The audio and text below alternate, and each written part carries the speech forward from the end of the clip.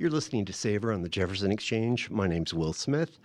I'm very excited today to have my guest, Stacey Givens of Side Yard in Portland, and very excitedly now in Phoenix. How are you? I'm good, Will. Thanks for having me on. Yeah, happy to have you. So I did want to talk a little bit about your background, your kind of like childhood, because we share that Southern California upbringing, and there is something about that sort of time period where like everybody had fruit trees and everybody's grandparents were gardening, and it's sort of like a charmed period of time. I'm thinking like 60s and 70s in Southern California. Yeah. Well, I'm an 80s baby, Yep. and there was still a lot of that happening around there. I grew up in a big Greek family. I'm the baby of 7. Amazing. And my mom immigrated over from Greece at a young age, her and all her siblings. She's also one of 7. And they landed in Chicago at first. Huh. She's the only one that kind of strayed away and decided to raise the family on the West Coast, Right. in Redondo Beach. Yeah, I love that. And there's a big Greek community out there. In Redondo Beach There itself? is, yes. That's amazing. And we, grew up Greek Orthodox, Yeah. so there's St. Catherine's Church, and that's where all my mom's friends from when she was in her 20s up until the time she passed were her besties. Yeah. So every single one of them had one of those Greek gardens that you would see in a Greek village. So I feel very lucky that I grew up with, having my mom as a mentor, number one. Sure. Right in our backyard, we had all the citrus trees, all the Greek staples in the ground, like eggplant, peppers, tomatoes. And then so did all my mom's friends. But, there's no stopping there. My mom and her friends, I was in the car a lot with them. They like to go forage around Southern California. I love that. Again, that's something like from another age to me, which I love. Oh, for sure. My mom's always like, it's free. It's free. It's hanging over a fence. You take it. Why not? It's falling to the ground. Yeah. And, she ingrained that in all of us, and all of us do it. Yeah. And, And lots of big dinners. Huge dinners. Yeah. Every Sunday, no matter what, at Mom's house, huge dinners.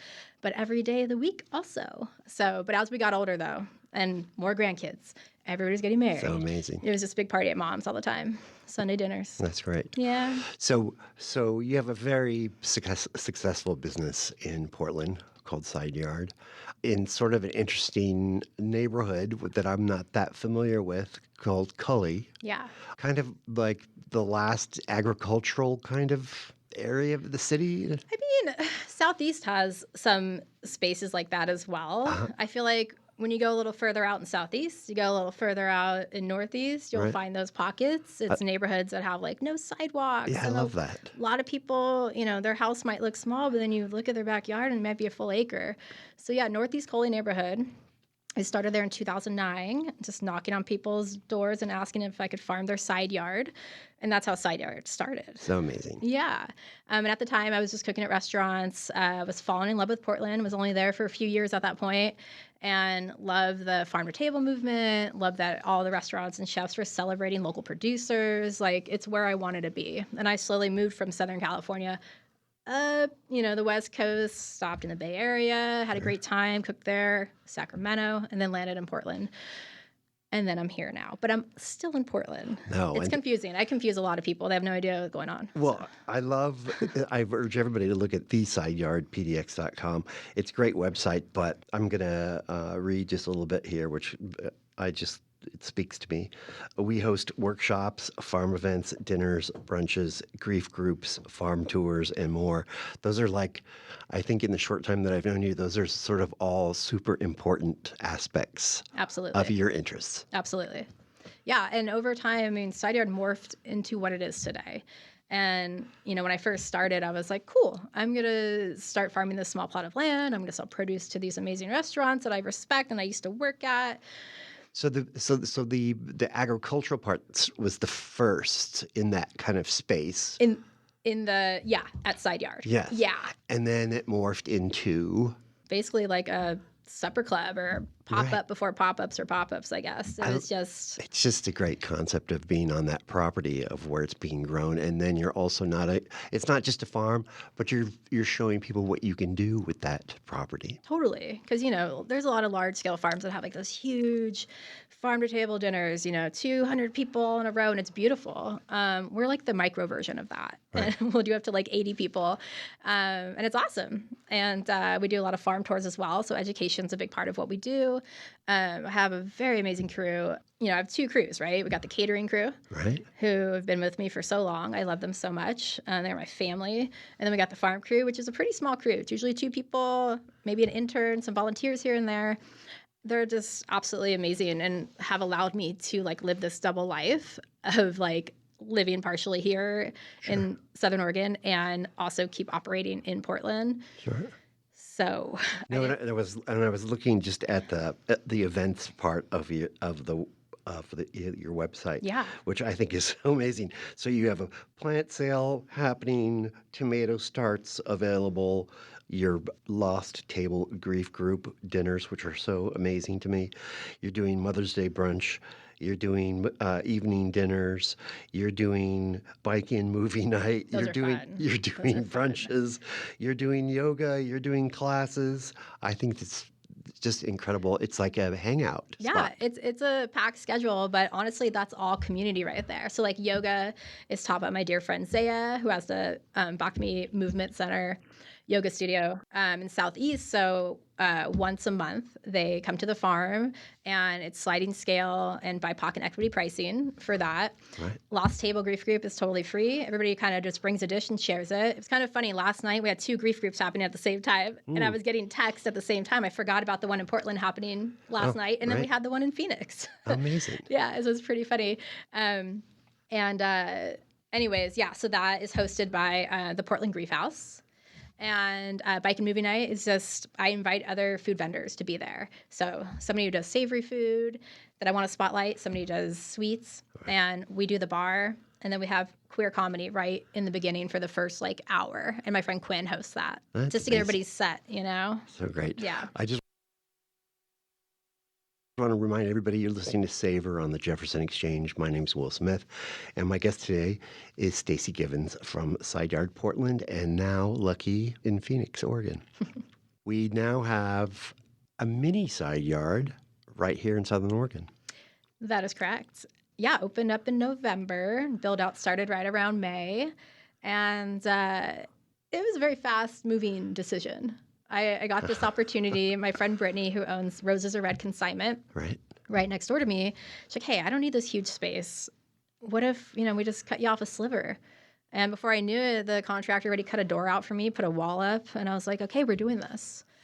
I was just coming back from a really awesome tour in Berkeley with some other chefs and farmers that I put together, and we went and met with Alice Waters. She toured us around her farms, edible schoolyard, Chez Panisse, and we had a conversation that really inspired me. She also had a kid. My daughter was born when I was 41, just turned 41, and same with her. And she was just like, hey, I know you're juggling a lot and it's hard and you're living in 2 places, but you know what? This is where it gets good. I was already pumped, always pumped, right? But this was different. And I feel like it's this new chapter of my life. So the place I made here is like a 26-seat brick and And mortar. great coming from her. Oh my God, are you kidding? I'm like, Alice Waters? Queen of Farm to Table. So I just it pumped me up, man. Like I went home, I finished a book proposal in a month. Bam. Because of Alice Waters. And so if there's any agents out there, please let me know. Okay, good plug there. Yeah, thanks. And then said yes to Brittany, let's do this. And then the concept was small brick and mortar, 26 seats in honor of my mom. She was still alive at the time, passed away during the build out. And I wanted to feel like home. And growing up, there was a lot of us, and she was there right in the middle of loud chaos. Right. And we have, 2 tables plus a 4-top. It's communal seating. Everybody gets to sit with strangers, which I love. And they get to connect with one another, family style meals, all grown on our and farm and the little plot out front of the and I did a restaurant. little visit the other day, and it is just like a little jewel box of a dining room, two beautiful tables, and then that beautiful open kitchen with that giant workspace. Oh, thanks. It's quite beautiful. Thank you. Yeah, it feels like home. And a lot of people say that's the one thing they say. Hey, this feels like home. Thank you for being here. So I'm dying to have your food, but I know because of you, you have kind of a tough summer in Oh, yeah. Portland full of events. And so I thought that this was, again, something that speaks to you about giving people opportunities. You're sort of selecting a group of people that will be able to use your space through the summer because you're going to be busy in Portland. Yep. So you have a selection of food people coming in and using your space. Yeah. And that's beautiful, just that one fact. Yeah, I mean, it's a beautiful space. It should be used. People like to gather there. And there's really, the more I meet somebody and then they introduce me to somebody else, there's so many talented people here in the Valley. And I'm just pumped up. Like, it's the Side Yard Farm and Kitchen Chef Collective. And, there's like a handful of chefs that are on board. Basically, they're just going to be popping up when they can. Hopefully, it's like once a month or more. And they're all very unique and very different. So we have like Chef, Carl Kraus, who has Wilder Cooking.